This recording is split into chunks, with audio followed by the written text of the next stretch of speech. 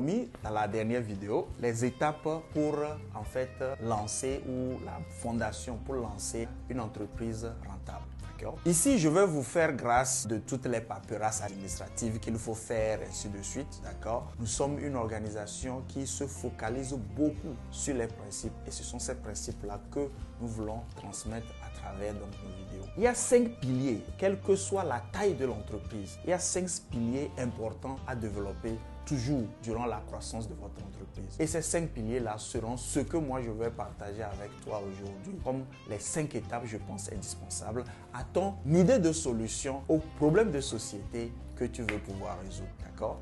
Le tout premier, c'est que tu dois définir des stratégies sur la manière dont tu vas attirer tes prospects. Quelle que soit ton idée, si tu ne peux pas la vendre, si tu ne peux pas la présenter aux gens pour attirer des prospects, si tu ne prépares pas ces stratégies-là, ça n'ira pas. Là, par exemple, vient ta présence en ligne, par exemple. Qu'est-ce que tu fais de ta présence en ligne comme stratégie? Donc, le développement de tes prospects, l'attraction de tes prospects est la toute première étape, je pense, que tu dois d'abord préparer. Ensuite, les prospects sont juste des prospects. Ils ont un intérêt peut-être dans la solution que tu proposes. Comment tu les transformes en clients? C'est le moment où ils commencent par débourser de l'argent à la solution que tu leur offres et te payer. C'est en ce moment qu'ils sont clients. Donc, la conversion de ces prospects, la transformation, le passage de ces prospects à clients, tu dois définir des stratégies par rapport à ça. Voilà pourquoi, par exemple, il y a par exemple le test des produits. Une Tesla qui vient d'être créée, on laisse des gens tester, ils vont en parler, ainsi de suite, ça convertit. Les vidéos que nous produisons en entreprise, par exemple,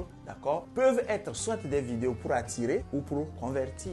Les témoignages. Comment est-ce que tu te prépares pendant que tu es à ta phase donc de début? Comment tu te prépares étape par étape déjà pour cumuler ces phases-là, ces étapes-là et les renforcer? La troisième chose qui est donc aussi très cruciale et importante, c'est maintenant comment tu arrives à fixer tes prix. Parce que sans avoir des stratégies pour donc fixer tes prix, si tu fixes tes prix par rapport à la concurrence, par rapport à ce qui existe uniquement, sans comprendre réellement la valeur ajoutée que tu apportes pour que les gens puissent te payer, tu auras aussi un défi. Parce qu'une fois les clients qui est arrivé, voilà, tu pourras donc leur offrir cette valeur ajoutée là où ils sont prêts à te payer le prix qu'il faut. Sinon, on n'aurait pas des Lamborghini, on a par exemple Toyota à côté, on n'aurait pas des entreprises de services ou de produits de luxe et il y en a qui sont là pour donc le citoyen lambda. Donc, une étude importante de ton client idéal intervient à ce niveau. Maintenant, quand tu as tous ces éléments, tu dois pouvoir maîtriser aussi et définir des stratégies. Ces piliers ou ces étapes que je cite, tu dois pouvoir définir des stratégies.